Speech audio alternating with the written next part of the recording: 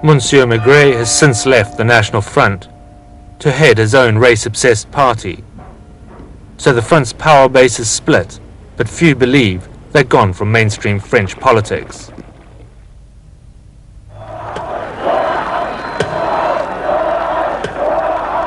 When the Berlin Wall fell on November the 9th, 1989, communism across Europe began to crumble. But since then, the euphoria which promised freedom for all has evaporated. As living standards have plummeted and unemployment risen, many East Europeans seek others to blame. So it's here in the East where democracy is weakest, the political extremism is most dangerous.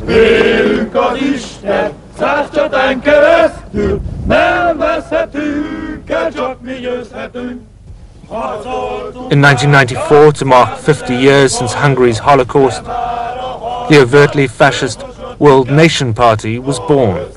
At one stage it attracted 40,000 people to its rallies.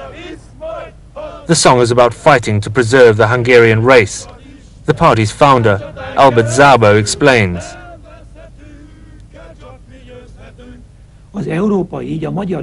Europeans and Hungarians, let's just say white people, are far above Negro or Negroid type of people in their culture. And this difference in culture doesn't allow us to forcibly or quickly let them mix together, because it will create a breed which will be unable to fit in with any society.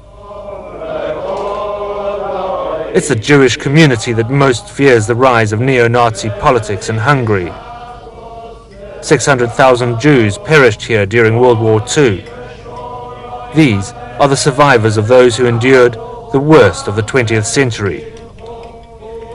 Jews fear not just physical attack, but the unceasing campaign of intimidation.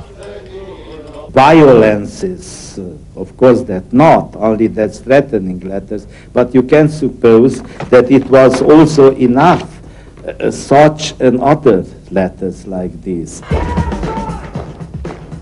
Hungary has laws against hate mail, so the anti-Semitic letters are anonymous.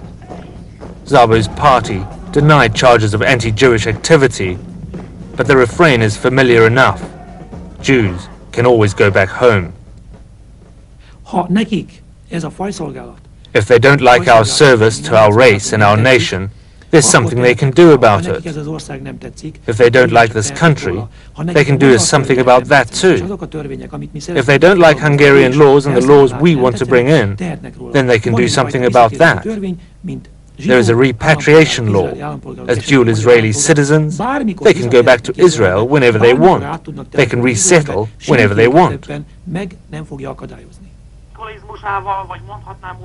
Szabo claimed his followers were being persecuted for being young and idealistic, but their uniforms spoke the language of hate and violence, and their flags were a modified version of those used by the wartime Hungarian Nazis.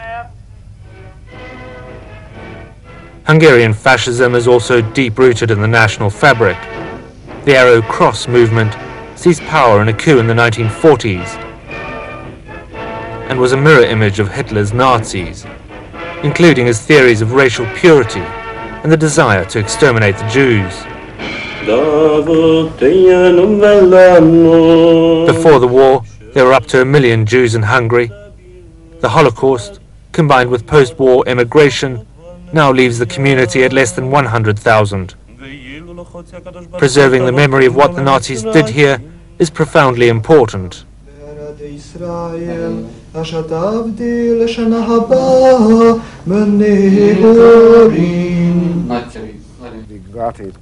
Following a robbery which looted the entire collection of the National Jewish Museum, they're literally trying to recreate the past.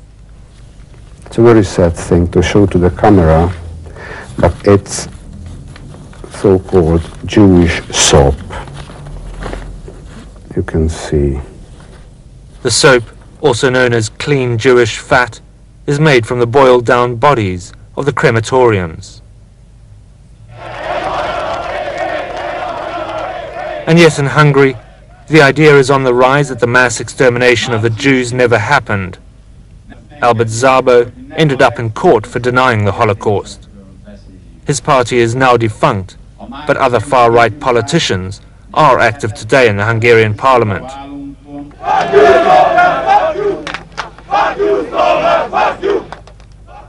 Small wonder that people are afraid when the skinhead right comes out in force, as at this football match against Slovakia. Hatred of all minorities, blacks, Jews, gypsies, is palpable. Since the Second World War, Europe has fought to make racist thuggery illegal. But across Europe, tens of thousands of football hooligans are active in nationalistic groups. And politicians, like Austria's Jörg Haider, are circumventing laws against hate by softening their rhetoric as they come closer to power. It would mean that it is possible, and it would stay possible for the future too, to make racist opposition policy, and then when you come near to power, to get more rational. So this means that racist standpoints get more accepted. No one yet knows just how far Haider's racist agenda goes. Someone who comes to us has to accept our way of life, has to accept our tradition, has to accept our language, and has to be open, being integrated in our society. That's an invitation, because we want to make Austrian citizens of them. I mean, think about what Austria got away with. And Germany didn't. But after 45, Austria got away with it.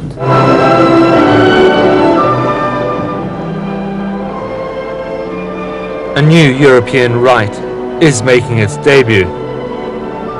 In Switzerland, which went to the polls just a few weeks after Austria, a party of ultra-nationalists recorded stunning gains.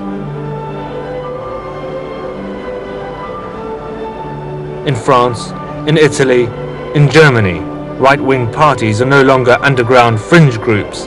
They've entered mainstream politics, amid a general amnesia about the not-so-distant past.